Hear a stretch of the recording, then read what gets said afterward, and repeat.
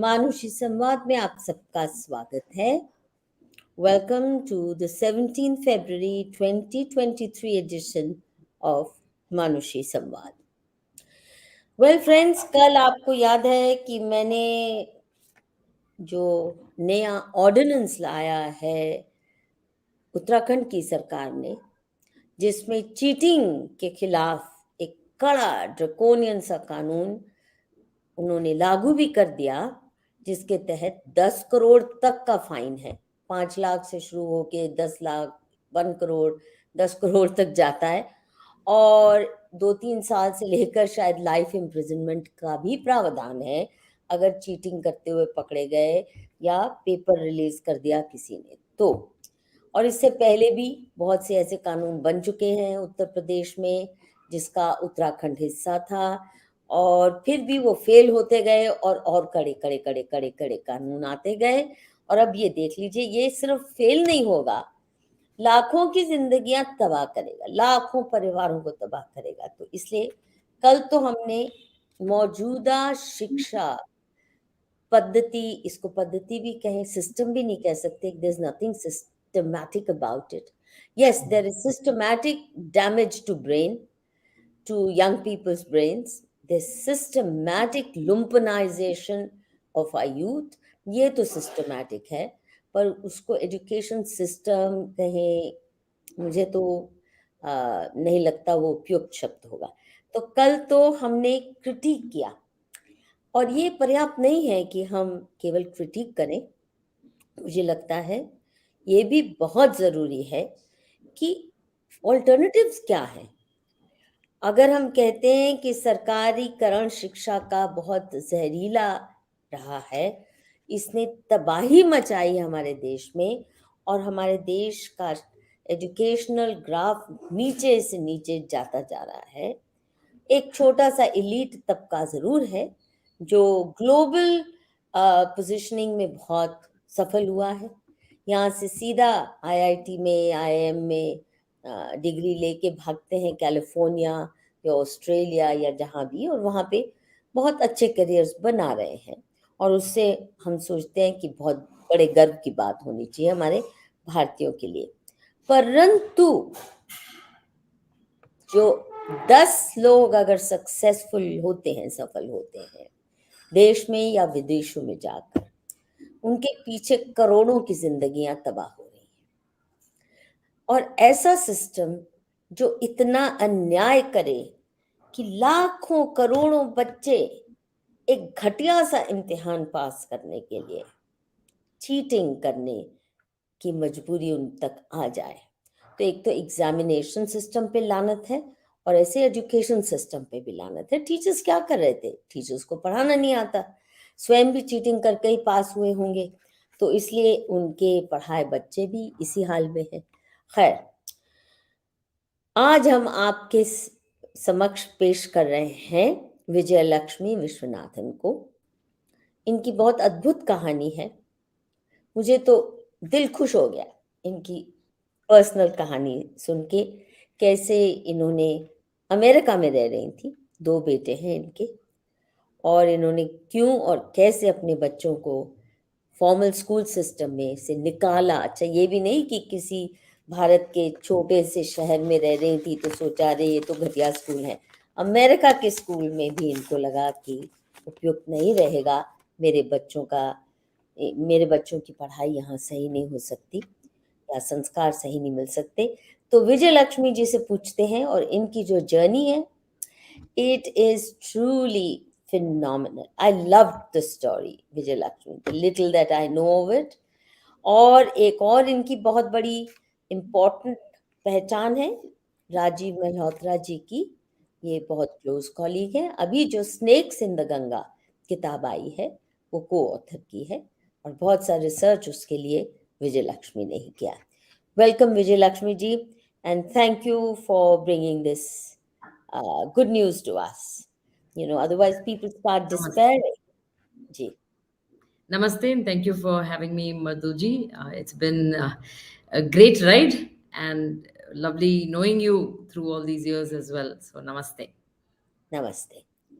Okay, now let me start by telling you that when I sent this, mailer about your program today, I got this message from a, a former journalist, a senior editor of Times of India, who I used to know quite well.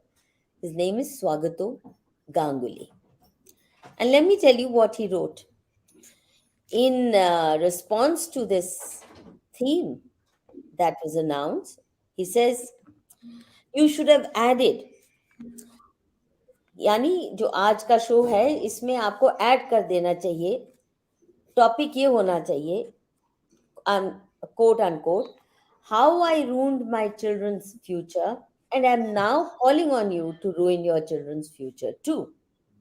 I repeat, he says, ये होना चाहिए था topic, how I ruined my children's future and I'm now calling on you to ruin your children's future too. He's a retired editorial level person from the Times of India, and I knew him.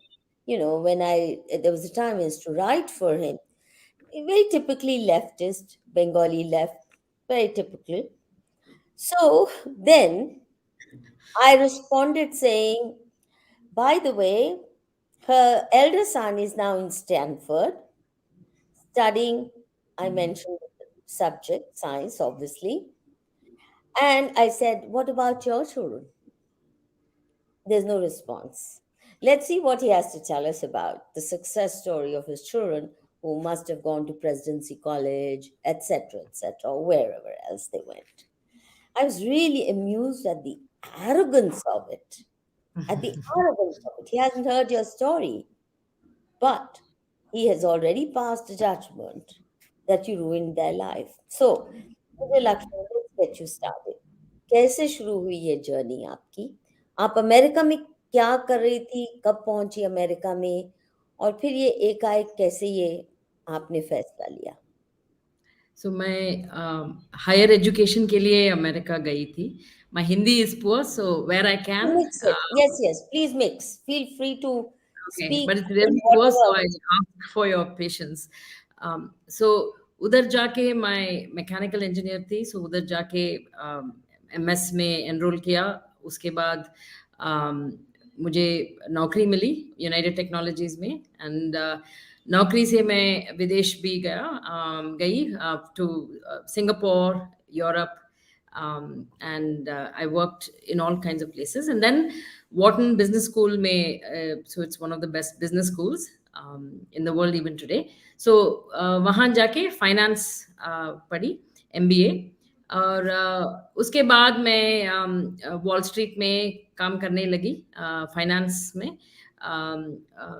बहुत 98 में demand बहुत था MBA के लिए और मेरे जैसा background के लिए. So I still remember my first sign-on bonus just for saying job acceptance in around 97 was around $150,000. Wow.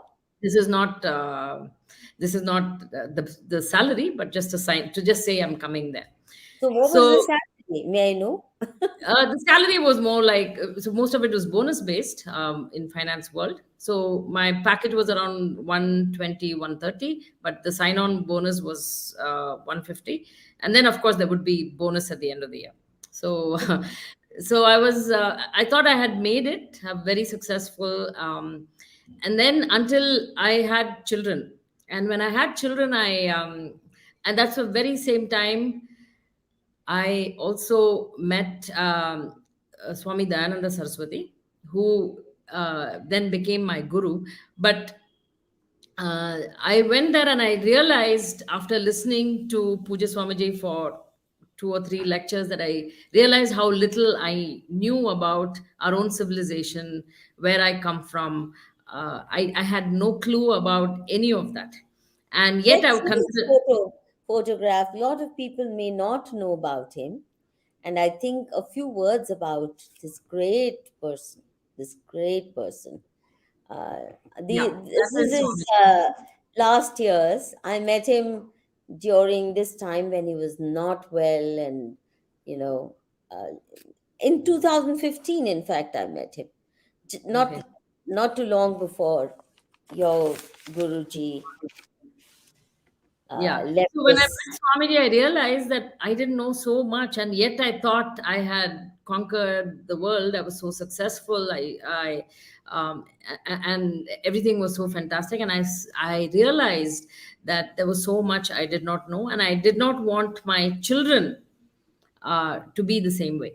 So I thought maybe what I can do is, I can't do much because my years were gone, but what I can do is to turn back the cultural clock a little bit, maybe to two Small or three question. generations. Yeah. What is it that he told you or taught you that made you realize you knew so little? Because you did very well, and uh, you had very little to complain about, because with the education you got, the very woke education or whatever you want to call it, you had done well. And yet, what is it that he said that made you question your own life? Swamiji is the greatest teacher of Vedanta of modern times, and so the classes of Vedanta subjects, like the Upanishads and the Gita. But in order to understand that really well, you needed Sanskrit. So you get off on a tangent of starting to learn Sanskrit, and then you realize, oh my goodness, this kind of language has been there, accessible to me all my life, and yet I have not bothered to even find out what it entails. For example, when you take the Varnamala itself, right, at a very basic level, Sanskrit gives you deep insights.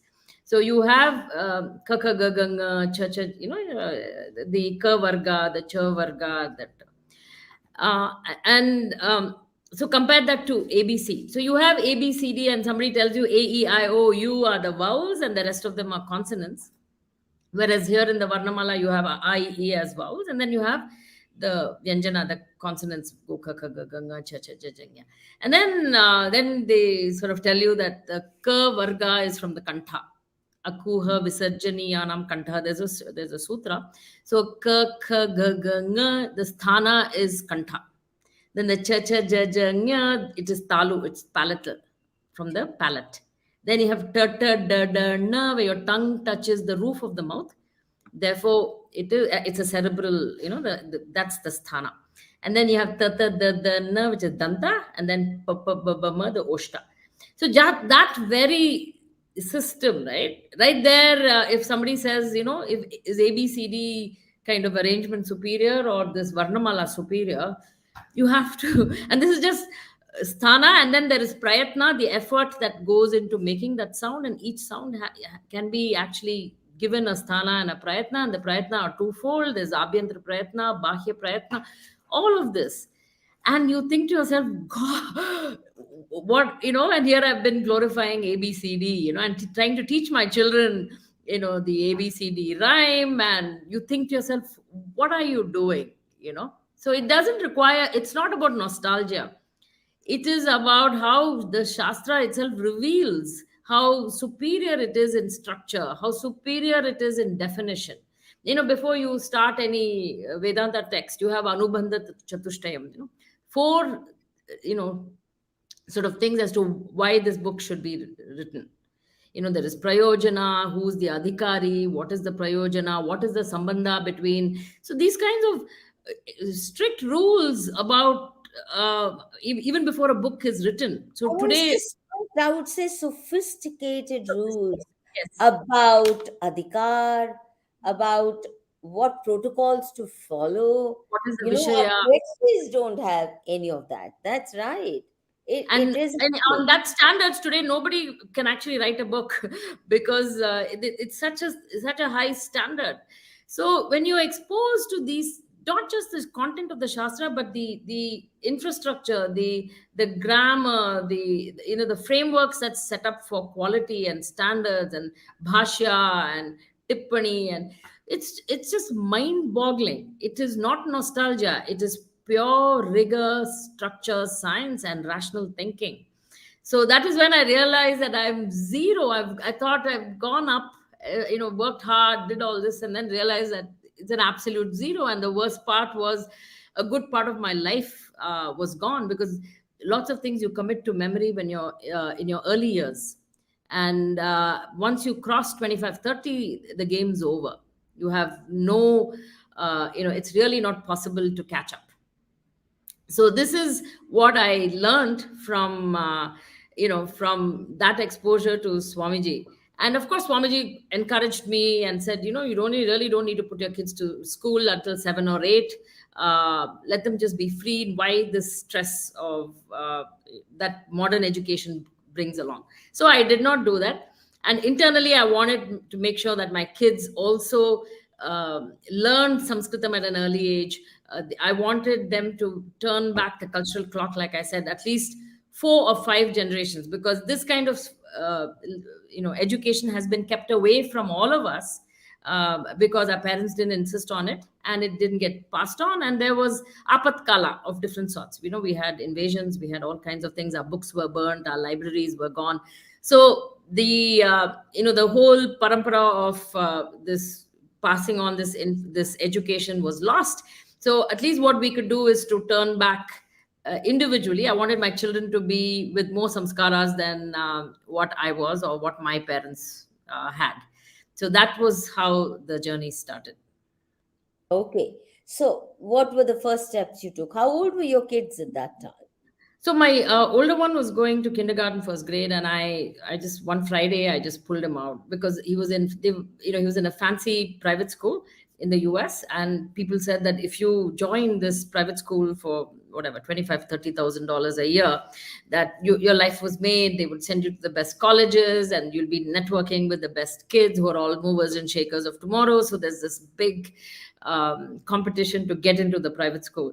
And so I put them there. He got in, and then and I looked around, everybody was the same thing. They all went to the same beaches in the summertime, they all went to the same ski slopes in the wintertime. And it was just it's a good group of people, but homogeneous kind of a set of people. And then with my exposure to Swamiji's teaching, I just said, you know what, I've been to Ivy Leagues myself, and it's not a big deal. So I had that confidence as well. So I just pulled them out of school one fine day, and I said, if it doesn't work out, I'll always put them back. But then there was no turning back. Interestingly, there are a lot of Christian groups in America that homeschool. A lot of people, actually, there are 3 million homeschoolers in America. And to answer your friend, in fact, they all do really well in America. Homeschoolers are at the 80th to 85th percentile in most of the standardized tests, while the normal public school kids and private school kids are around the 50th percentile on Wow. standardized tests in high school. So the academic success rate for homeschoolers is way higher than the average, and it's across races. Black children do better when they're homeschooled. White kids do better. Everybody does much better when they're homeschooled. What about your husband? What did he think of the idea? My husband is also, fortunately, a student of Puja Swami Dayananda Saraswati. So we had that going for us, and so he was also had bought into this. And Swamiji essentially said, for 7 or 8 years old, the kids can be at home and learn and have fun, and then take it from there. But then I kind of took it all the way, till college. In fact, it's so cruel. This morning, when I was doing my exercise, yoga, etc., I remembered our conversation. And I also remembered my own childhood, for example. Now, for example, at this age, one is learning how important it is to be out in the sun. Spend at least an hour or two in the sun, without which you ruin your health. But where is time for sunshine when early morning children are bundled off to school? Their parents are in a rush to pack them off. And there's obviously no time for any morning rituals. Otherwise, you'd start your day with bathing, you'd start your day with a little exercise, then a little puja, and then you would come to maybe some wholesome meal with your family. But Correct. instead, what happened to us and what's happening to the kids of this generation. They're bundled off. Their parents are in panic mode. They're woken on panic note.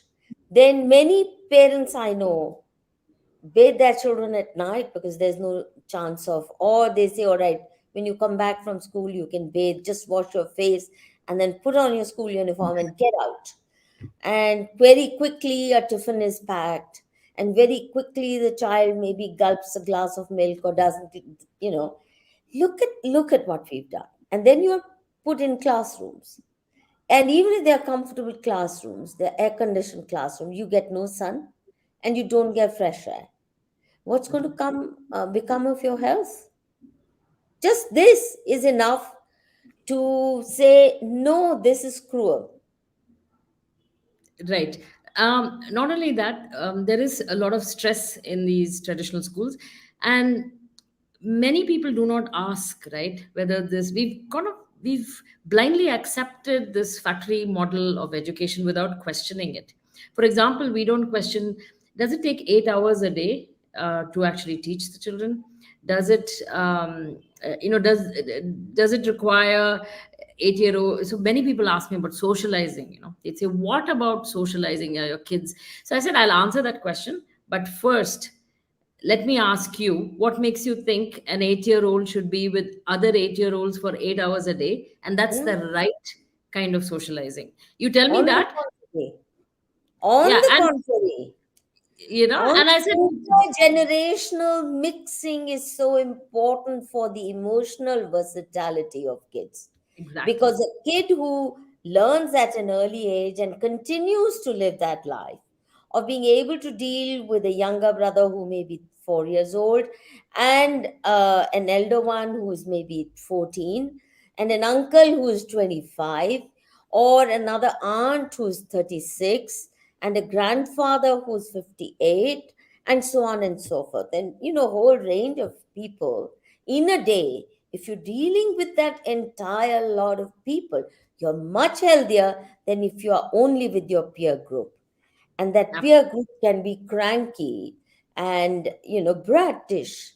So it's actually very wrong to put kids all the time. And I find, I don't know, Vijay, whether this is your experience too.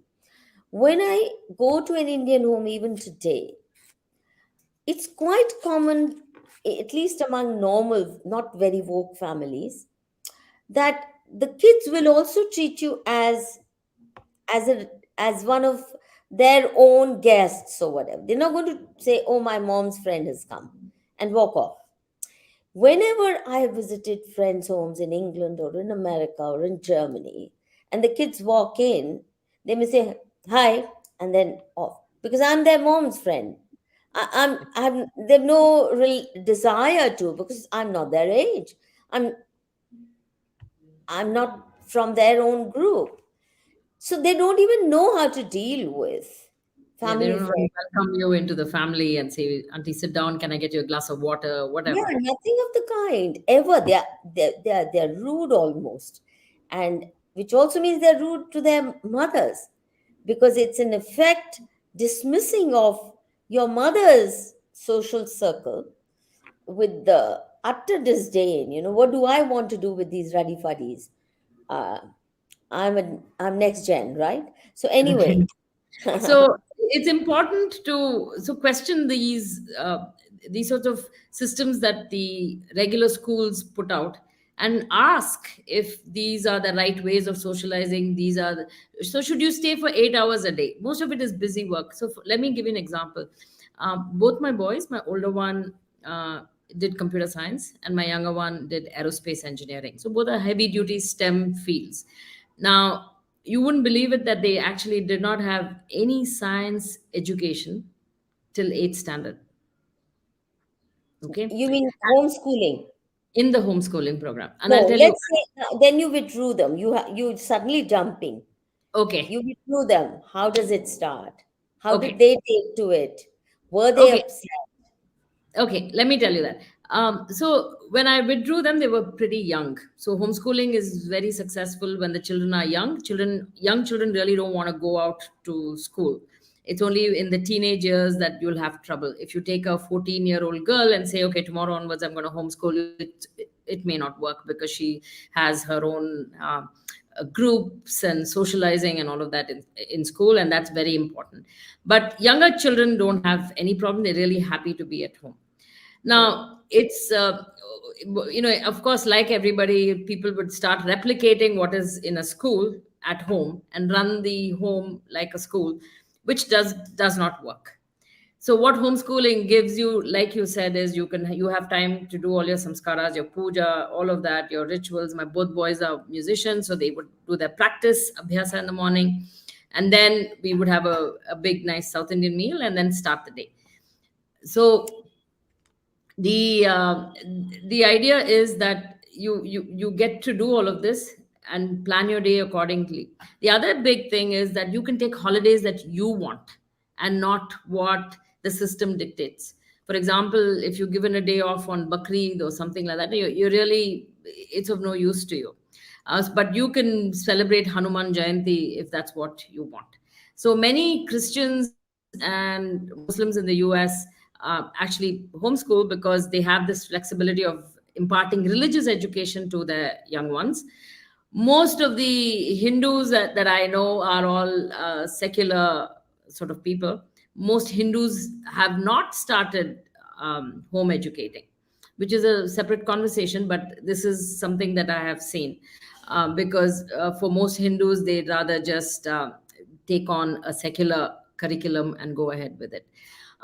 So you, anyway, getting back to the curriculum, you can do that, and then the whole afternoon is free. So in this process, right, what I realized is that it only took 2.5 to 3 hours till around 6 or 7 standard, and it incentivizes the children to finish their work quickly so that they get playtime, right? Hmm. So they finish up everything. So we'll do English, we'll do Sanskrit, a little bit of Tamil, and they'd have already finished their music practice, and then heavy duty mathematics, and that is it.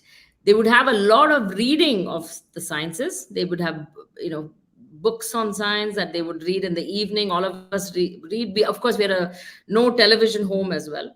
I'm not on social media because I try to set a good example. Even now, although my boys are grown up, I'm not on social media. I do not have a TV in the house.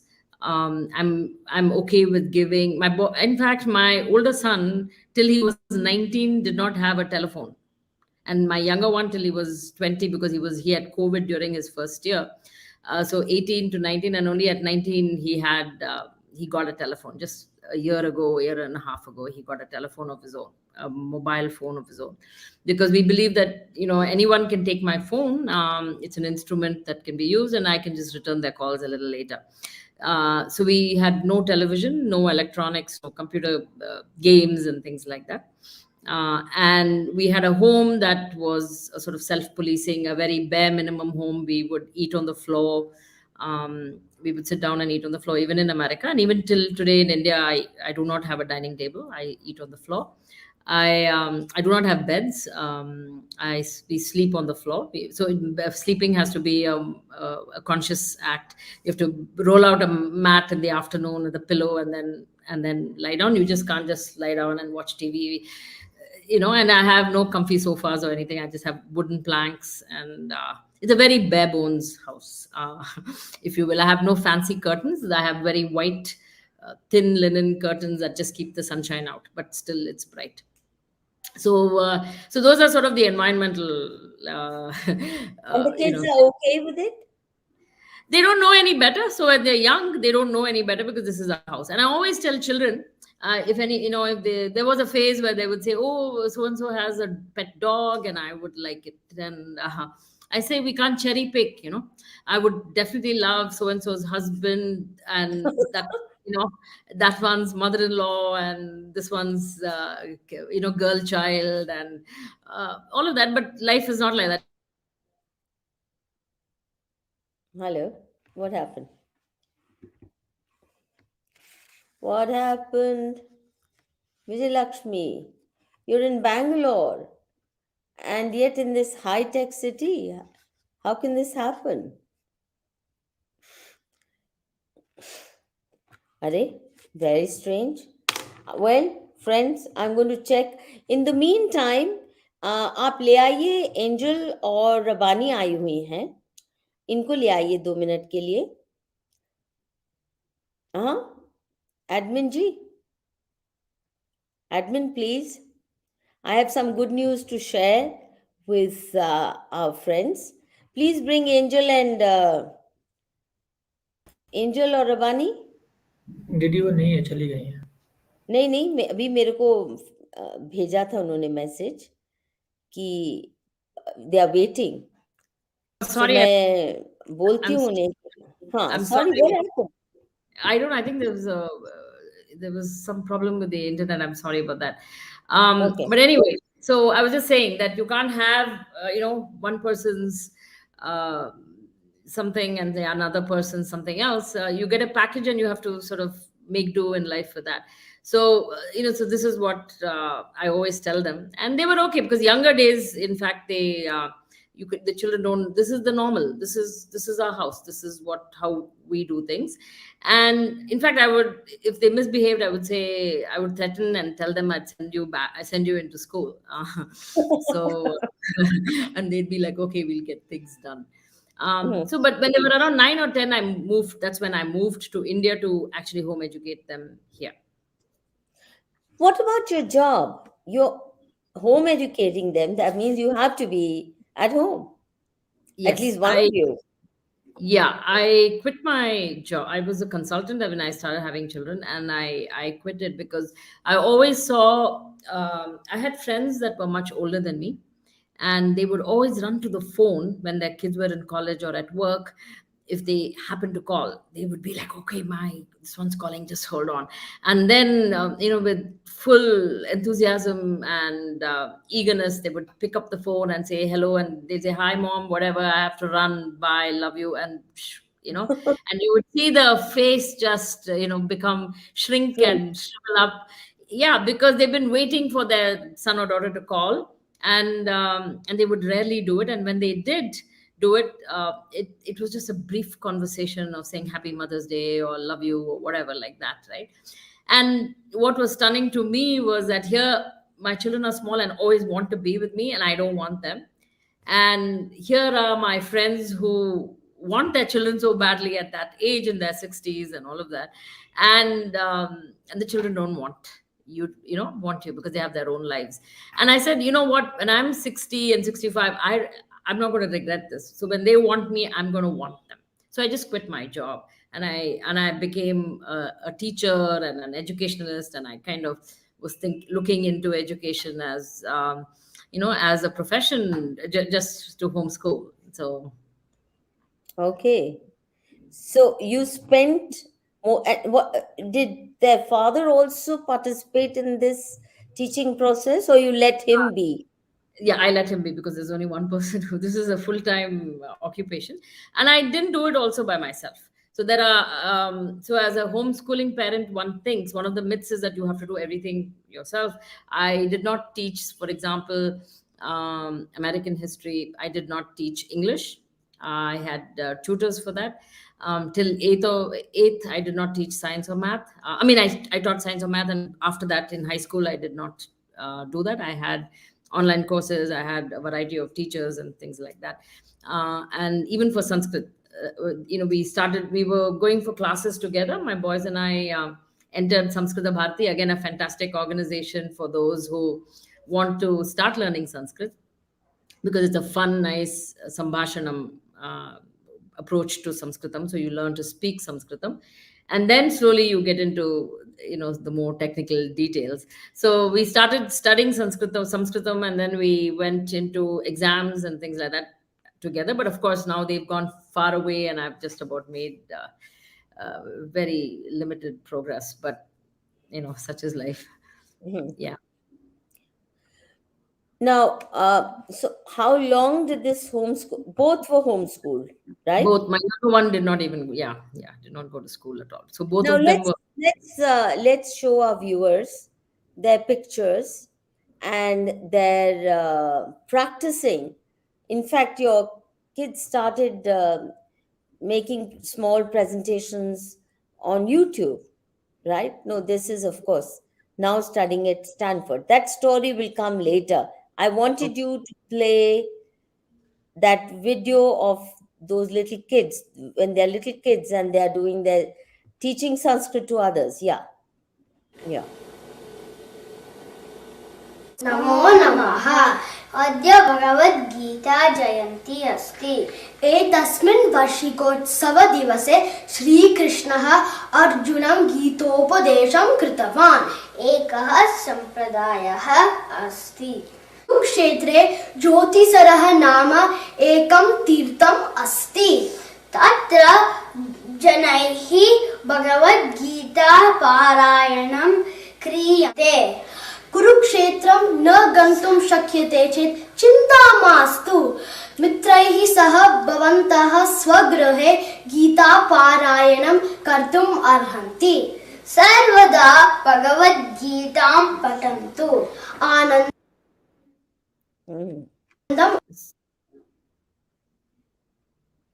That's so sweet.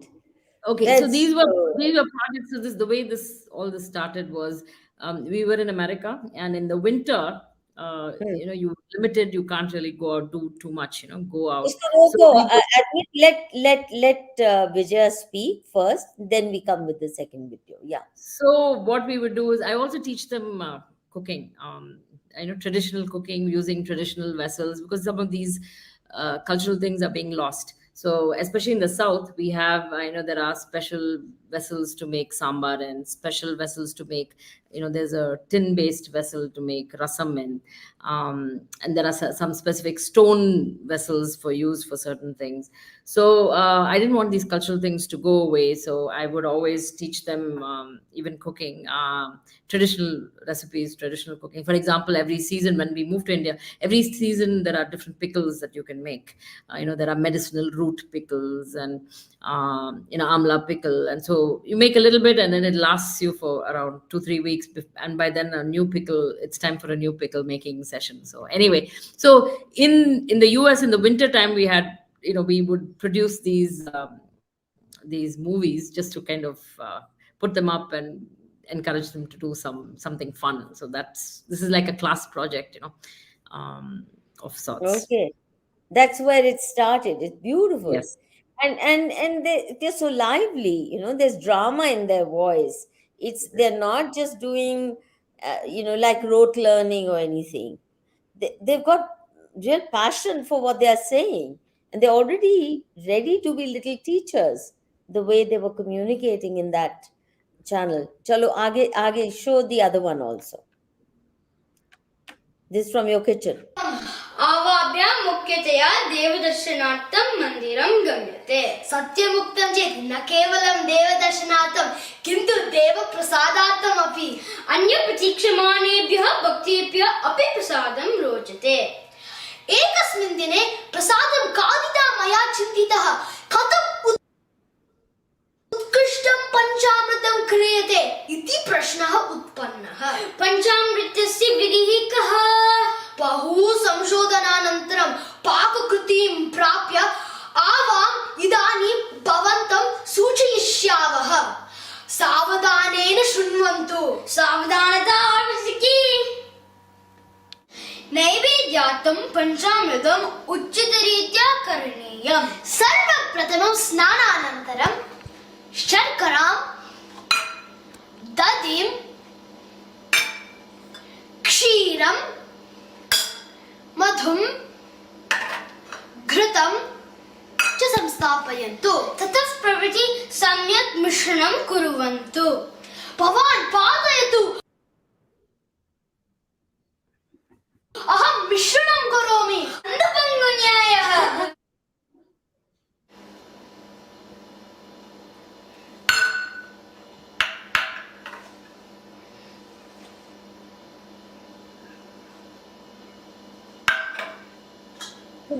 They shared these recipes too.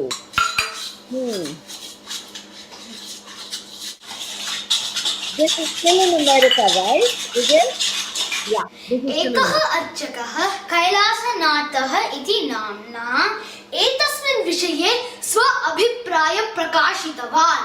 सः Tavan samchinna seva phalam sanchinna katinam elika churnam shakalita utpakwani kadalipalani kesarimsta mishranam kuruvantu.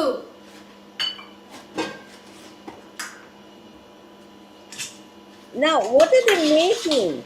They're making panchamritam. Panchamrita. Yes, that's what they said. That's right. Yeah, I- and the thing is, there are some prayogas that they use, maybe passive voice or whatever. So whatever they learn in class, they're supposed to make up a script and then produce. The script is their own? Yeah, so it's a homework of sorts. Avalokya mahat sukham jayate bahu ruchikaram iti bhati नैवेद्यानन्तरं पश्यामः इदानीम् आगच्छतु आवां देवाय समर्पयावः. The amazing thing is, it's so easy to understand. I don't know Sanskrit, but if you know good Hindi, well, You can understand. you can understand. And the way Sanskrit Bharathi teaches, it's precisely this. Make it so easy to understand and Yes. such fun to speak. And so that uchcharan that they have, your kids, but the joy that they manifest when they are giving these presentations is amazing. So tell me, this is still in America. You come to India. Did they adjust to life in India as easily as? Yeah, it was easy because there are small things of, but we've always used to come during the year for vacation, so they were familiar with India. And there are small adjustments, but actually, children adjust much easier than adults. It's adults that have a problem adjusting. And then, of course, you have family here. So I started home educating them here in India, and mainly because they both were musicians, and they were learning music, Shastriya Sangeetam, in a quite a serious way. So, and I thought also that the Indian environment would be good. And so one of my things was to, I also hoped that they could go to college over here.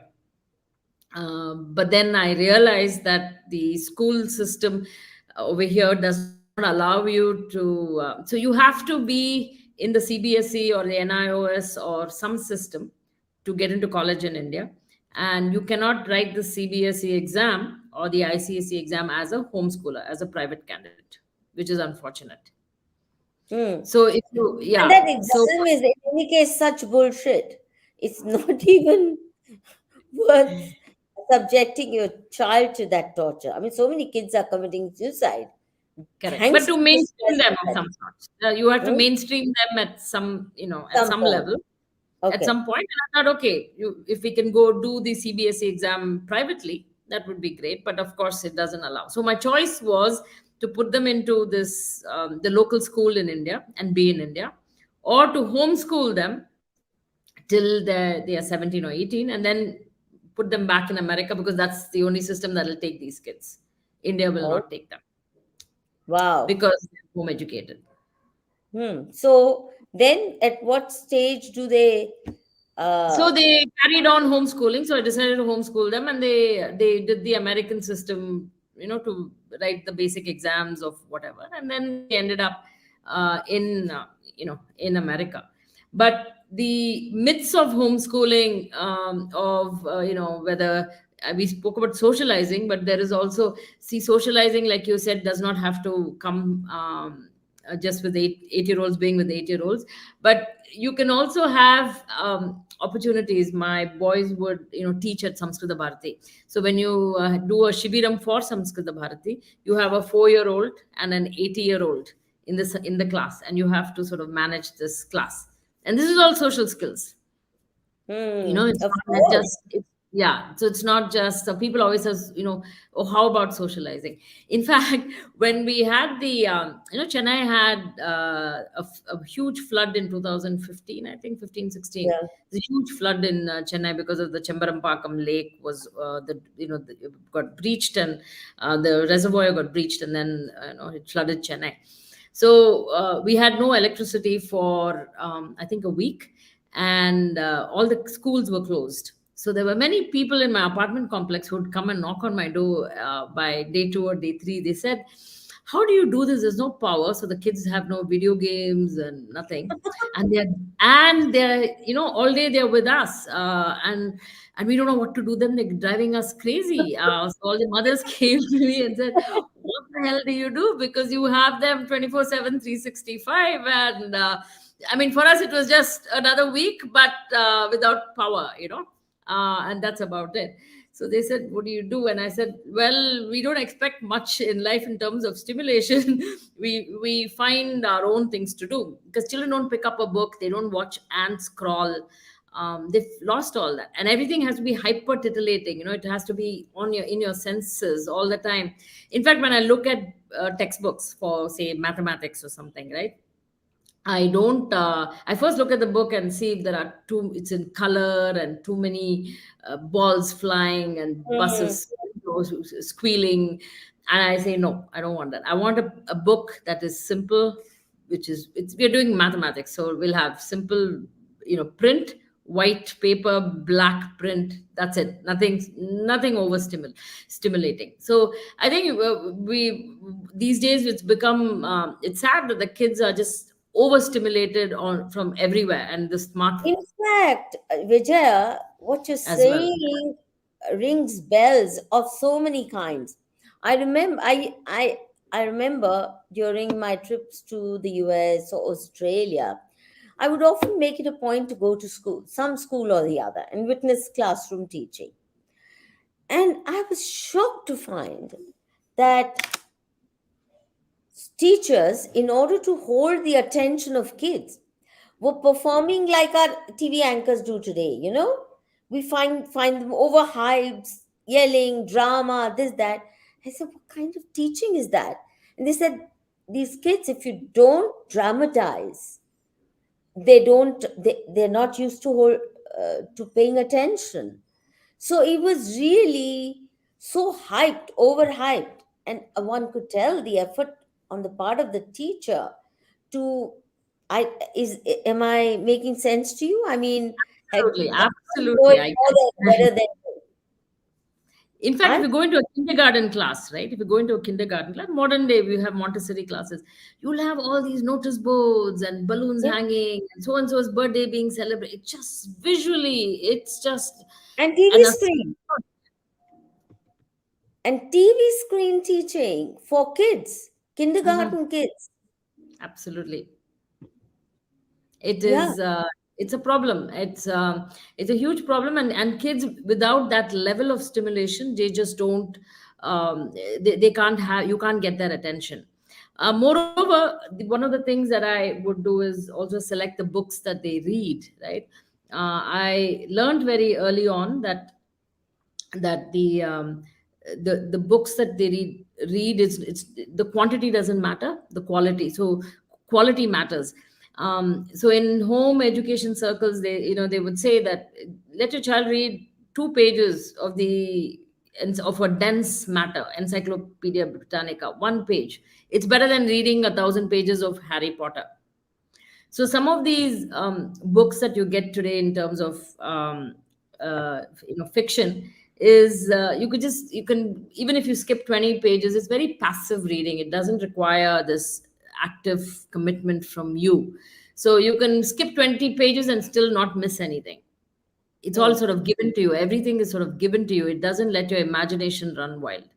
Hmm. So they read historical fiction on the fiction side, and they read a lot of science and very thick, dense material in terms of what they read, and without many pictures. So those are also important things that you have to look at, apart from Sanskritam in a big way. So they learn Vyakaranam, a lot of things for Kantastikaranam. So one of the things, again, which is a myth that you find in modern education, is that they have this idea that everything should be discovery based.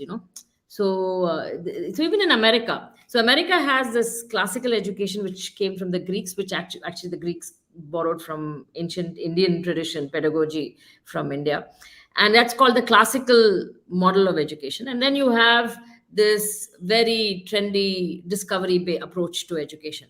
And there's a huge difference in this. All homeschooling is not the same.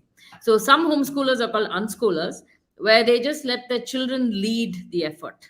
So if your child is looking at the butterfly today, you will study butterflies, because you think the child is interested in that. And I am not an unschooler, and I don't believe in that, because I'm the parent. And see, what is cool to us as adults is not necessarily good for children. So the classical education is what they look at, is they look at the early years and call it the grammar phase, and that's how even traditional gurukulams are run, where a lot of kantastikaranam is done. A lot of things are committed to memory, because that's what they're good for. No, but it's so important. If anything, I really think that the stupidity of the so-called modern day education system, where they pretend that Kantastikaran is bad, learning by rote, they made so much fun of it. They made so much fun of it. But I think, looking at, for example, our grandmother's generation, they had the Ramayana Kantast. Yeah, exactly. Sikh women have the entire Gurbani contest, and so much else. The moment you do Kantastikaran, it becomes part of your DNA. Absolutely. It comes to you when you need it. And Absolutely. believe you me, Vijay Lakshmi, even though in school I did maths only up to class 9 or 10, and I used to get 100% marks. I don't know why, because I'm no good at it.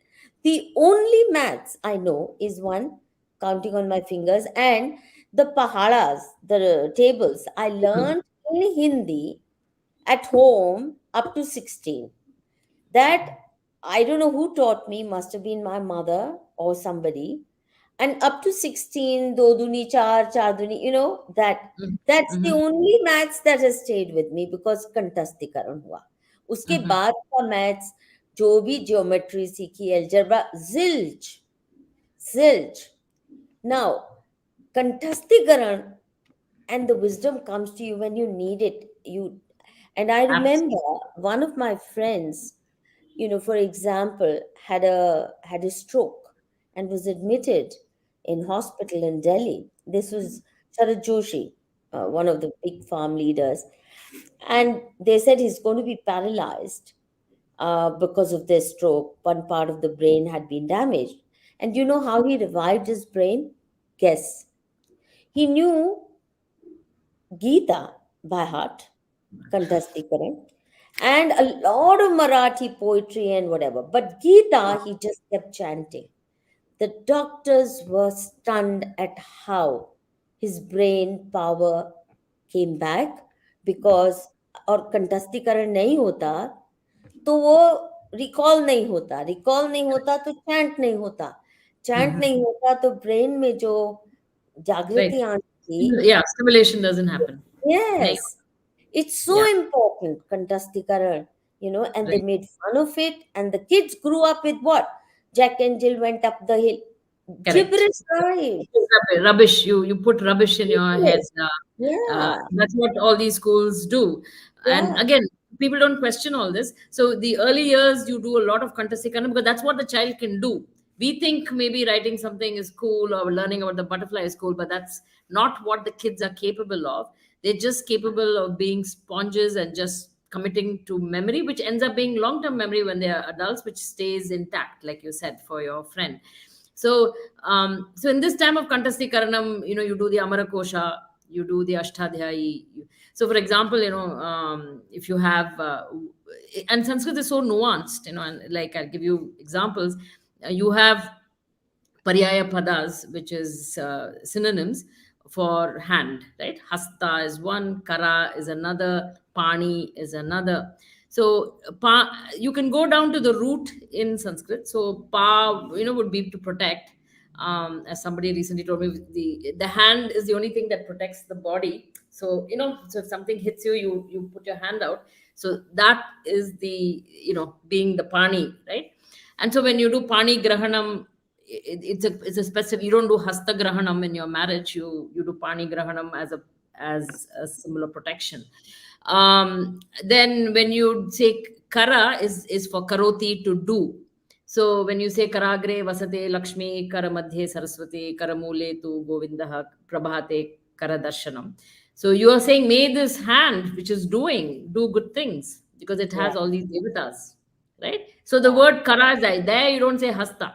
And hasta is this thing of, blooming. So, Rajiv ji wrote this book on non-translatables, and this is Yeah. exactly it, right? So as children, when you say kara, you immediately, you're not talking about protection, you're talking about doing, that uh, subconsciously, that's the meaning you're taking. When you say pani, you're looking at, okay, what is the protection that needs to be done, so these sort of implicit meanings embedded in the Hmm. language is also a reason why you need to learn Sanskrit. And let me tell you, I don't want to jump the gun, but my two boys who have never spoken Hindi, and we don't have TV, so they have no clue about Hindi. So they went to Chhattisgarh at some point, and we'll talk about that later. And they were fluent in Hindi. In the older one, in 2 months, he was cracking jokes in Hindi. Wow. So the But little Sanskrit does Hindi, it. Sanskrit, Sanskrit because does yeah, it. Sanskrit, because of Sanskrit, and I think it's a linked language that we have not used to unite the nation. Everybody should learn Sanskrit, and even जो मैं थोड़ी सी हिंदी बोलती हूँ वो संस्कृत की वजह से. It's not Hmm. because of exposure to Hindi or formal Hindi education. So That's Sanskrit why they has went after Sanskrit, no? This exactly. is one of the big enterprises of breakup India forces. Absolutely. And so the Sanskrit gives you because it has the entire structure for a language, deep structure. So Hindi or any Spanish or German, you can map it onto, at a meta level, you can map it onto that structure and then understand, okay, in this language, this is how it works. Hmm. And quickly start engaging in using it and figuring it out. You crack it. So Sanskrit gives you fantastic structures that you understand, and then you can use it upon different things and crack things or analyze things very easily. And precise thinking, Exactly. Precise thinking, precise use of words. and This tight definition. generation is growing up linguistically crippled, Yeah, and bankrupt. half their sentences start off incoherently and then end with no, I don't know. In my class, I had to constantly tell my students, no, I don't know. You finish your student, your sentence. Only then I will know. There's no and you won't believe it. Today, Vijay Lakshmi, I had a young person come to me for internship doing MA history, IGNOU, but he's done BA college. He says history as a subject. Second year MA, and otherwise bright. And I asked him, what books have you read? Could not name one. They give them notes to exam ke liye. I said, what history? Medieval and ancient. He could not name one book, huh? MA second year. Not one book. Then I say, okay, tell me what is the difference between medieval India and ancient India? He could not give one sentence. People live differently. After about 5 minutes of thinking, and I'm looking at him like that, I swear I'm not exaggerating. I couldn't believe it. This level of damage. Now, in 5 minutes' time, while I'm sitting and saying, tell me the difference, they live differently. Like they live differently in ancient India, then they live differently. Huh? That's all. 5 minutes it took him. He had no clue what's the difference between ancient Indian history and medieval. No, nothing. This is MA second year Delhi. It's a Uh, waste of education. Yeah. yeah. And what are your interests? Okay, I like playing cricket and modeling. Okay, then go model. Forget his. What do you want to be? I want to be historian, archaeologist. And I don't think he knew the spelling of archaeologist. I asked him, tell me the name of one archaeologist. Zilch. Zilch. This young man wants to be an archaeologist. Ignu. Doesn't know the name of one archaeologist. Okay? I mean, it's not that I asked him about some astrophysicist. I Right. asked him about a subject he says he wants to. This is what has become of our education. Now In tell fact, me, even math education, right? When you take, so my boys were exposed to Ganita Shastram, which is very different from Vedic math. That's popularly known as Vedic math. The Vedic math is something that Puri Shankaracharya came up 50, 60 years ago, and some sutras he came up some quick tricks, and they asked him what should we call it. He said call it Vedic math. But you're talking about Ganita Shastram from Pingalacharya onwards, which go back to before Common Era. A lot of number theory, combinatorics, things like that. And Ganita Shastram is really, it brings in aesthetics, rasa of into mathematics, in the sense that it's all in beautiful poetry. There is encryption. There's something called Bhuta Sankhya, for example, is one encryption technology, if you will. So little children are exposed to encryption. That's what I'm trying to tell you. So since the mathematics comes in poetry, how do you define? How do you talk about numbers? So where they will say Surya, Chandra, because there's only one. So immediately when you see the word Surya, you mentally or you have to say one in the poetry, and then there's a problem that's asked in Leelavati. And Leelavati is something that every Indian child should be learning. It's great that Bhaskaracharya wrote it for his girl child, no less, to show how young women were given this kind of education. So, and it has this kind of encryption. So if you say Aditya, so yeah, there are Dwadasha Aditya, so you know it's 12. So all this is embedded in beautiful poetry, in prosody, in meter. So there's chandas, there is a real world application, and it's sort of solving a math problem, and it's aesthetic. So kids that are aesthetically inclined will have this rasa anubhava of, oh wow, this, okay, there is math also, but there's all these other nice things, within Ganita. and you can So actually sing it, chant it. chanted beautifully. It's in chandas, so you Ah, can see different kind of meters in this whole thing, and you see different kind of usages of this bhuta sankhya. Then there's of course the katapayadi system where numbers are encoded.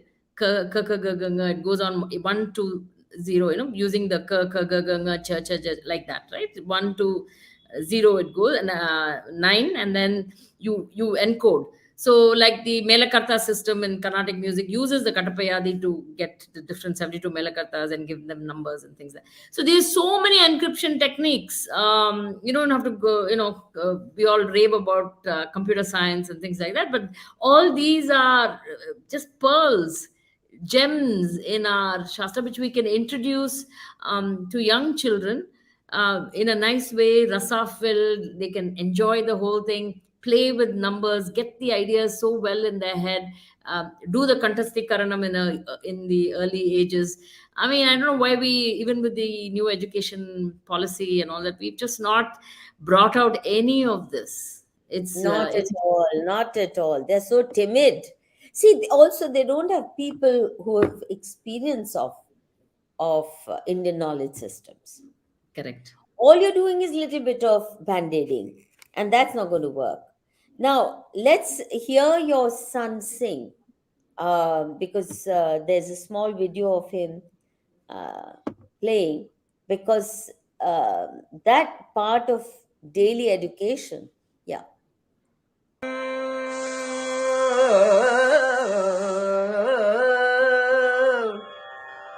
सुशास्त्रे चरन्त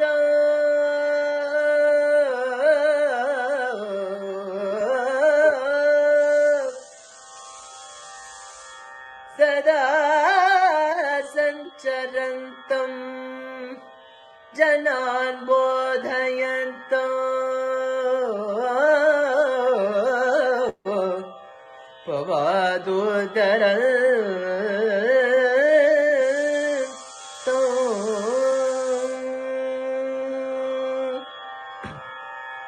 मठान् स्थापयन्तम्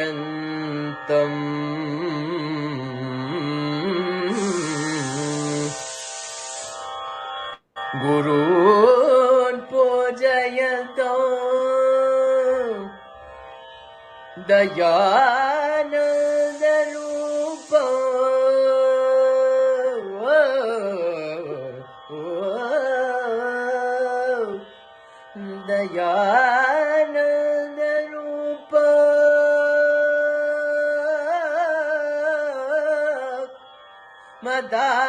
मदाचार्यमीडे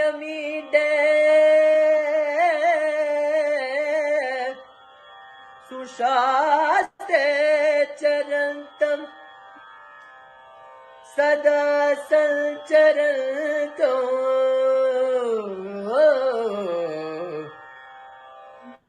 जनान् बोधयन्तो भवादुद्धरन्तो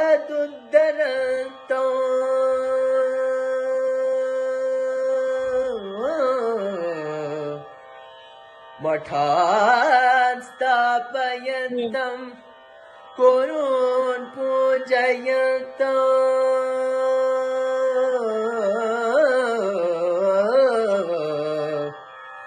दयानन्दरूपम् दयानन्दरूपम् दयानन्दरूपम्. So this is improvisation, like most. But what is more important is, you see, normally people who go for sciences have no time for music. Mathematicians, where is ragas, all that. So the kind of concentration that comes with classical Indian music, it must also help in their study of science along with Sanskrit, no? Absolutely, absolutely. Not only does it help with concentration, but what you saw there was just an improvisation. So, like all Indian knowledge systems, you have a grammar. So the Shastra has a grammar, like Sangeeta Shastra has a grammar within which you can improvise. Yeah, but you should learn the grammar correctly, right? Yeah. So that was a sort of a tribute to Dayananda Swami on his Jayanti. And he just took a shloka and improvised. So that was just, it's not a song that's anyone's sung. He's just taken a few ragas and taken a shloka on Dayananda Swami and He's a improvised. composer as well. I mean, in his own way at this Yeah, age. so because you use the grammar and then you can sort of do whatever creative things you want within that framework of that grammar of music. So he has some music base and he's took a shloka of some that another Swamiji had written on behalf of Dayananda Swamiji. So he just took that and so I said, hey, today is Jayanti, why don't you sing something for Swamiji? So he just, part of his practice in the morning, he just did that, So that's what I'm saying. It gives you ideas to improvise and be creative. And that's what comes in the rhetoric phase, the last phase. So after you learn Kantastikaranam and you learn logic, this kind of improvisation, this kind of doing your own comes at a later stage in education. Not early on itself, going after butterfly or doing all these discovery-based things. True. But it takes a lot of sadhana and, learn a lot of things to memory and then understand the logic. And then eventually you can use the frameworks and the logic, to do your own creative thing. Now tell me, the road to America, back to America, Stanford or wherever, how did that pan out? So, like I said, the Indian colleges were closed to us because we were home educated. We were not good enough. The boys were not good enough. So we had to go to America. So the older one got admission in 2018 to go to Stanford for computer science. Great. Yeah, I mean, he did his applications and all of that, and he got admission into Stanford. Stanford is one of the best. He was 18. So Sanford is one of the best. No big deal doing that exam, getting through, or did he go through all No, we kinds did like two systems in parallel because we had to mainstream. So, I mean, but once you've been through this kind of Ganitam and this sort of rigor, right? Most of the other things are, much easier? yeah, you can manage that kind of rigor. And so he got admission, and then what he did was he took a gap year. He said, that's a good thing about Western universities where you can say, hey, I've gotten admission in 2018, but I'm going to come next year. Is that okay with you? And they said, fine. So that 1 year he went to Chhattisgarh Oh, to study Vyakarnam.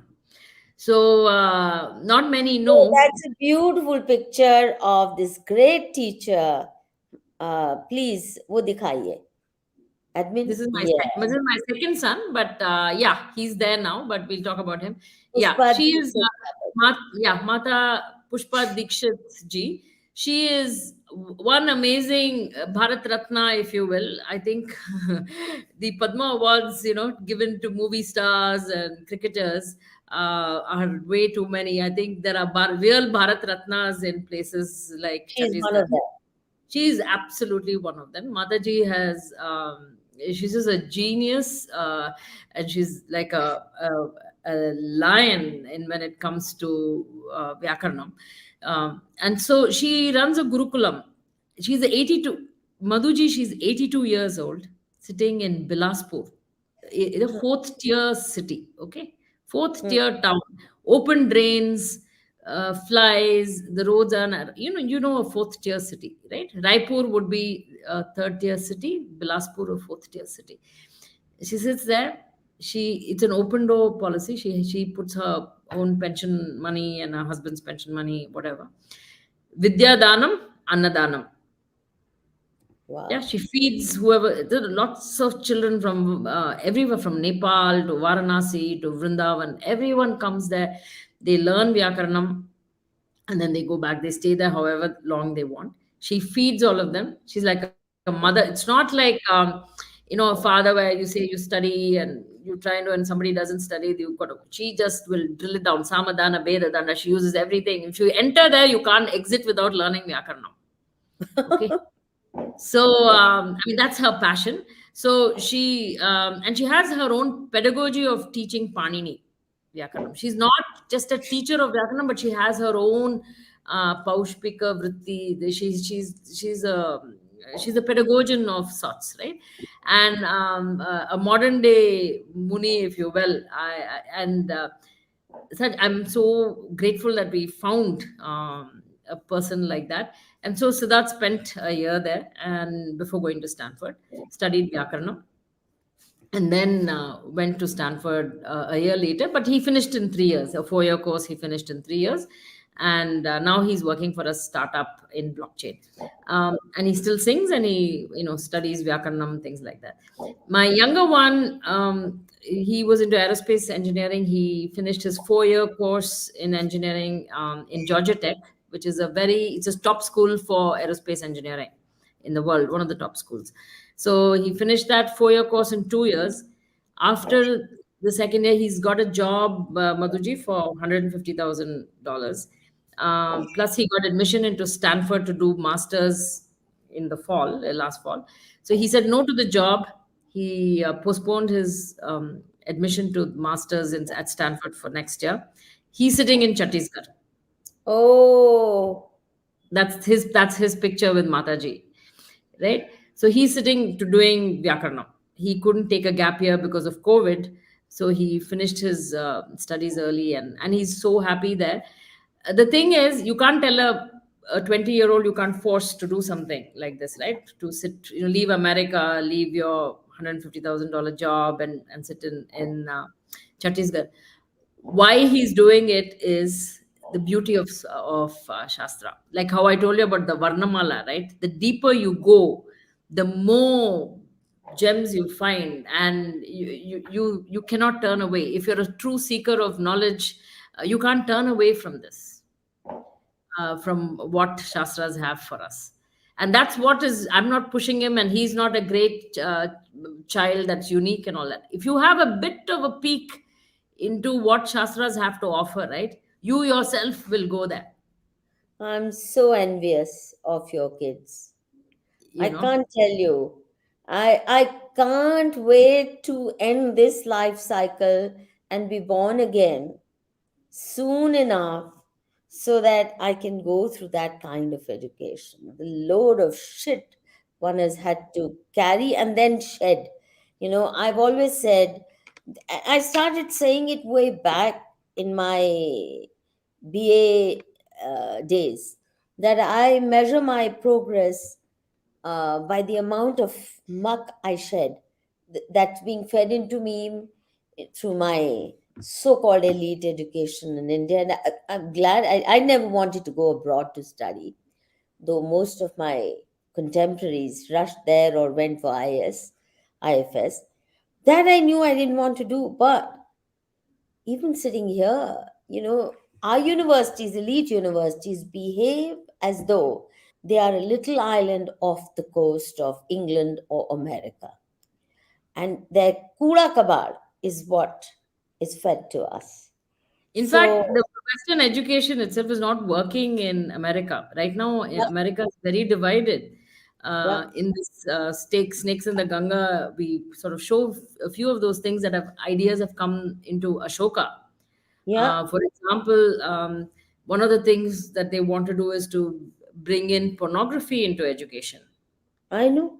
They're already doing it in India. They're teaching little kids how to play with each other sexually, know their preferences, take a call on whether they want to be operationalized and made into some other gender. I mean, Gender, let right, gender fluidity, all of these confusions, right? They are bringing in, and these are all critical race theory based ideas that have come into American education, and are also coming into Indian education through the NCERT. Yeah, so we are not just sticking to STEM and this really sort of mediocre education. We are getting to really bad education. In fact, there is one guy called James Lindsay who talks about how math is taught in America. And I give you this example. He says there is a second grade problem which goes, little Johnny goes to the amusement park with his parents. The amusement park, he drives to the amusement park with his parents, and the amusement park is 60 miles away, and they've covered 20 miles. How many miles are left? Something like that, he says, is the problem. But he says the teacher starts off, so you think you're learning math, right? So the teacher starts off with this problem and then says, how many of you know what amusement park is? So some say, yes, I've been there. Others say, no, I haven't. So they talk about privilege, how the privileged get to the know about amusement park and go there.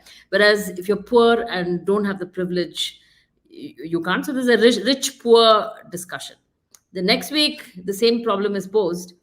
And they say, how many of you have mother and father driving you to the amusement? How many of you have mother? So then somebody says, I have two mommies, I have two daddies. And so you talk about homosexuality and LGBTQ issues. Then the third week you're addressing the same problem, and then somebody says, how many of you are going with the two parents to the amusement park? And of course you say, I'm in a foster home, or I have only one mother. So you talk about feminism issues. And then the fourth week, you bring up the same problem, and then you talk about driving to the amusement park, and then you talk about environmental issues, saying, should we drive to the amusement park? Isn't petrol causing global warming, and should we use other modes of transportation? So this so math is like a spoof. this is how they're indoctrinating little kids, and this kind of education is coming into India.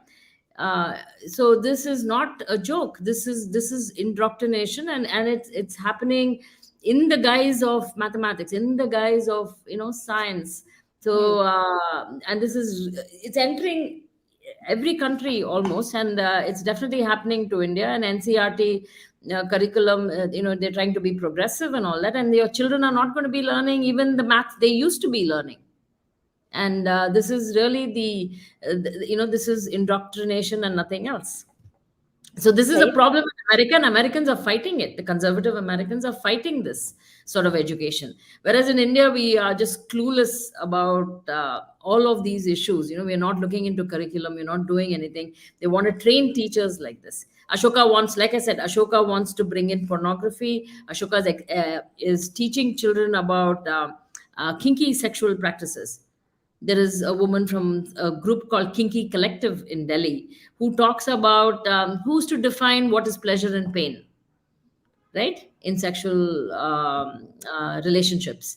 And that is all patriarchy. It's the men who have decided what is considered normal in sexual practice. So these sorts of ideas are being fed into children, where you're paying 10-12 lakhs a year for an Ashoka University education. So 45-50 lakhs you're paying for the 4-year liberal arts education. And we are Yeah, sorry, please finish. no, and we're getting the same liberal arts colleges to set up shop in India, saying that many kids are going abroad to study. So therefore, the education policy has got a separate counter where these foreign universities can open shop right in Indian cities, and we are going to be spending our hard-earned money, parents not knowing what the children are going to be taught, in these liberal arts curriculum. So. Before I take on questions, because a lot of people are very keen to know how they can contact you, and I want to tell them that we will have follow-up sessions on the Gurukulam that Vijaya Lakshmi has founded and is running, and there's more happening on that. So Vijaya Lakshmi is going to be here again and again and again. Hold it. But I'm reminded the consequences of all this. Sometime last year, a young woman, PhD student from Delhi University, history. I had advertised for a research assistant post, and she came. And then what happens is the conversation goes like this. Apart from very woke notions of feminism, etc., that have been injected into her by the classroom teaching, and I'm listening quietly. And at one point, she says, "Ma'am, my biggest frustration is I don't know how to explain to my mother that she's oppressed." I said, "There's a real communication gap happening." I said, "Why do you want to impress upon her that she's oppressed and dependent?" She said, "But she is, she's dependent on my father, and he's, after all, the main earning figure, etc." So I asked her, "Does he beat her up?" No. Does he abuse her? No. Does he deny her money to run the household or buy things, luxuries for herself? No. No, he's quite generous. Does he do none of that? So I said, "What's your problem then? Is she unhappy?" "Not really. But she should know that, here you are, your education system is telling you how to disrupt your own parents' life. Can you imagine? This is Right. what they are doing to you. This is what they are doing to you. Victimhood where none exists." Exist. Yeah. And even in your own mother. See, if it was somebody else, I can understand. Your own mother whose life you're witnessing. So I said, "Well, for that matter, you're also dependent. So why don't you get out? Why you fleecing your father? You're already 21, 22. To get out. Because if you want your mother to be independent, why you not independent? And you feel oppressed." "No, my father is supporting my education." Does he stop? I mean, she wants to see her father as an oppressor. And I tell you, what turned me off from feminism was whenever I went abroad, or all these foreign feminists came to interview me, thanks to Manushi. First thing was your father oppressive? Did he brutalize you? Did he do this? How many satis you had in your And I said, my father, I may have terrorized him from my home. So caring. He treated me like I was some divine creature come into his lap. My word was law. I I gave him orders, maybe. He never did. Now, where was I to produce an oppressive father from? I could Mhm. not. And for the life of, but a lot of women then start playing this game. They start imagining that they were oppressed. They start playing to the galleries. And because I could not play to the galleries, and I had to say, no, I'm You're sensitive to honest. all these issues because I was treated so well that I don't have any stomach for uh, maltreatment of anybody. Why just women? It's my heart is not so compartmentalized that it'll beat only for women. Anybody, even if I see some strange man being beaten on the street, my first reaction is to go try to save him. Now, Mhm. I was expected to produce an oppressive father in order to qualify as a feminist. So in the end, I had to say, no, I'm not a feminist. May I now live my own life? I'm not. And I Good never for you. claim.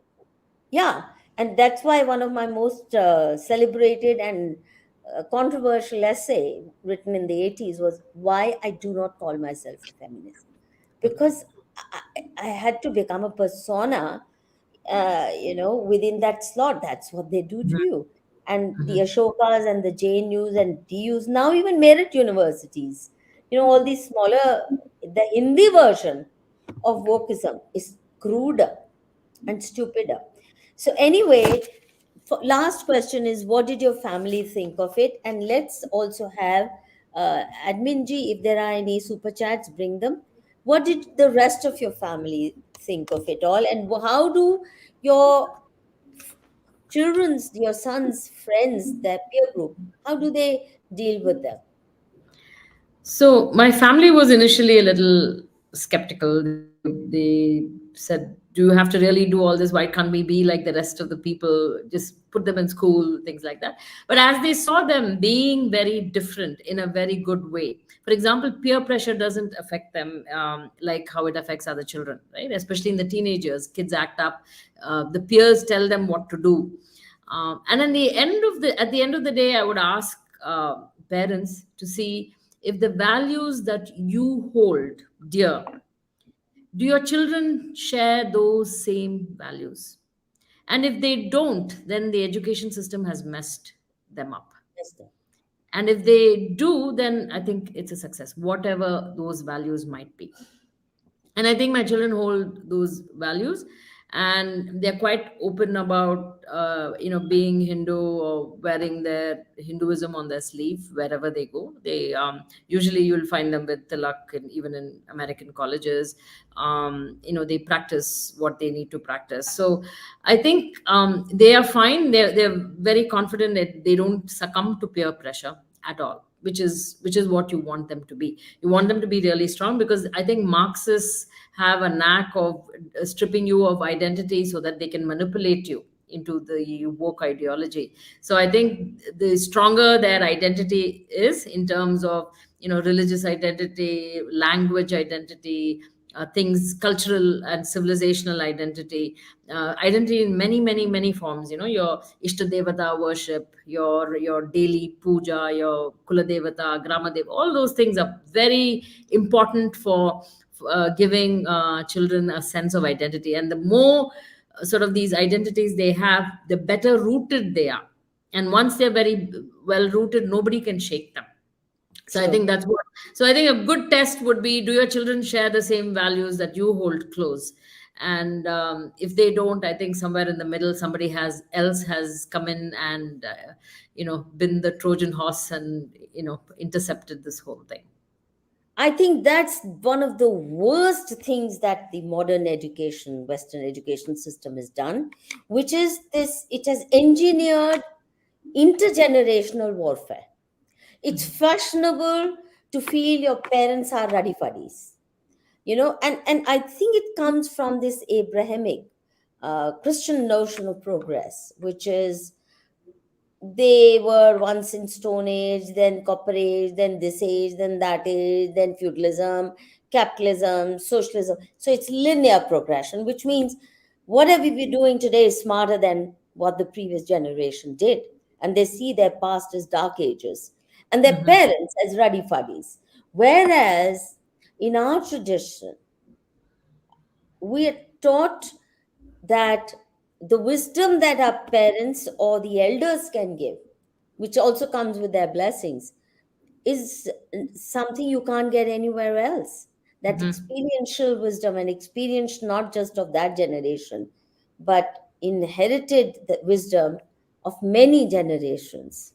You know, and I must say, when I went to college, one of the reasons I was in a state of shock is that whatever was happening to me couldn't be shared with my family. They couldn't understand why I was going through traumas as a 16-year-old when I joined Miranda House or JNU, because I was at war. I mean, my convent school also, I was in a way at war with the sanskars they were giving me, but I didn't know what to cling on to. And I couldn't understand. I don't think my parents even knew, because I handled it all by myself. I didn't go home crying. They knew nothing of my battles. I just bottled it up. And it's only now that I'm talking about them. But broke the communication channels, because I felt that they won't be able to understand what this Marxist clubs are teaching me, what my professors in class, what they're trying to inject into me. They wouldn't be able to understand.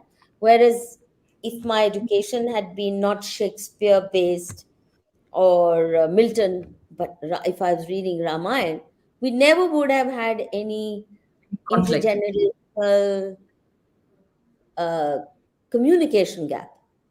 Right. No And matter. conflicts. You have to negotiate all these ideas, and you Yeah, struggle. As a youngster, you have too yeah, much passion. yeah. So I'm so grateful to you. I'm so grateful to you. Are your sons going to settle down in America? We don't know yet. See, so I guess where the jobs take them. But they do have plans of coming back. They enjoy being in India a lot. So now that their education is over or nearly over, I think in a few years they might. I think they will, but I don't want to say it out too loudly, just in case I jinx it myself. So yeah, my feeling is that they would eventually come back in a few years, or 4 or 5 years, before they're 30 years old. Okay. And very briefly talk about your Gurukulam, and we're going to have a separate follow-up session on it. Okay, so having gone through this whole journey, there have been many people who have the same kind of interest and want to do the same thing. So they had asked me, how do I go about educating my kids with Sanskrit and all of this, and how do I go about doing it? So a friend of mine and I, Balaji is his name, we started this Gurukulam, and then there is Dr. Archana who also joined us, and I'm surrounded by very good partners in this mission. Dr. Archana is a JIPMA educated neurologist working in Dallas. Sri Balaji is a CEO of a large IT company. And so we are just passionate about education because we've done this for our own children in different ways. And we wanted to give other parents who are looking for this kind of education a forum to bring everybody together and have teachers and curriculum so that they can impart the similar education for their kids. So what we've done is we've created a marketplace, essentially trying to educate parents, saying, hey, this kind of education is good for your kids. See what it did to us. So we're trying to educate parents to send their kids. We are creating curriculum with IIT Mumbai, and making Ganita curriculum and all of that, and we call it NCERT plus. So if you go through this sort of curriculum, you would be better than NCERT. And on the other side, we're training teachers, because the teachers that know Sanskrit do not necessarily know mathematics or Ganitam or science. So we're trying to train teachers in all of this. So we're creating the supply, the demand, the marketplace for all of this. And it's a non-profit. We do charge a fee because it has been an online Gurukulam, and only now we have started something. We're going to start something for the next academic year in Bengaluru, and we want to do this in all the major cities. Try and tell people that you can have a face-to-face brick and mortar institution right in your city. And so far, we have around 300 to 400 kids that we're teaching full-time and part-time together. And we hope many more parents would take this journey to give this civilizational heritage that's been denied for 4 or 5 or 10 generations back to all Indians. It's open to every Indian because it's a heritage that belongs to all of us. So this is something that we should revive, and we want to make a board. So the CBSE board doesn't cut it. The Veda Patashala board doesn't cut it. But we want to take it to a level where there's a separate board for rigorous, top-notch, Sanskrit-based education, where kids can attempt modern subjects, could get into IITs, do all of that, and yet have this sort of an education. So that's something that we want to do down the road. Go to Delhi and maybe sit outside the education minister's office. But that's something that we really want to do as well. That's very nice. Vladimir, she's answered your question. And By the way, it's called Agastya Gurukulam, agastyagurukulam.org. Yeah. Ji, thank you, Abhimanyu. Agastya Gurukulam. We'll have a separate session on that with you and your team very soon, Vijaya. That would be nice. Yeah, I thank you so much. really look forward to it. And all the very best, all the very best. I'm sure you will inspire many, as you do me. And I'm sure many more women will opt for this route, because this notion that women's empowerment lies only in Naukri, paid job outside the house, where you dump your children on ayahs or you put them in all kinds of paid situations. You want to basically get rid of them for bulk of the day. Right. And then you're a part-time parent and you're too tired during that time to really give them. So then you play on this notion, this idiot notion that has come from America, quality time.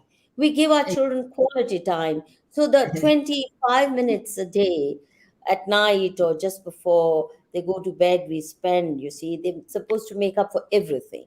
Quality Exactly. time. And you can spend really good time. And I always think about the old people who yearn for their children. So if you're a young parent, spend some time, be with them. Don't wait for little schedules and wait for Monday to come around so you can put them back in school. Just embrace the whole journey. I think kids are wonderful. They're wonderful teachers. You learn more about yourself. You learn how to be an adult. You learn pakvata from them, So embrace embrace parenting and being a mother or a father. Thank you. Thank you very much. Well, friends, I hope you enjoyed listening to Vijaya as much as I did. And we'll have a separate session with her on her Gurukulam and what they're trying to do through that. There's a whole team there, so that this idea spreads like wildfire. We've already had two sessions on different Gurukuls. Another one near Bangalore. And I intend to have as many such experiments covered by our channel, because it's important that people start thinking of alternatives. The Sarkari Karan of education has really ruined our society, and it's time that parents took charge of their children's education. Society took charge of its future generations' education. Thank you, Vijaya. And viewers, please do like, share, and support. Thank you, Vijaya. Thank you very Thank you much. so much, Madhuji, for the opportunity. Thank you so much. It's been a pleasure. It's been a pleasure. Likewise. तो viewers जी, like कीजिए, share कीजिए, subscribe कीजिए और support करते रहिए मानुषी को. शुभ रात्रि. Vande Mataram. Vande Mataram.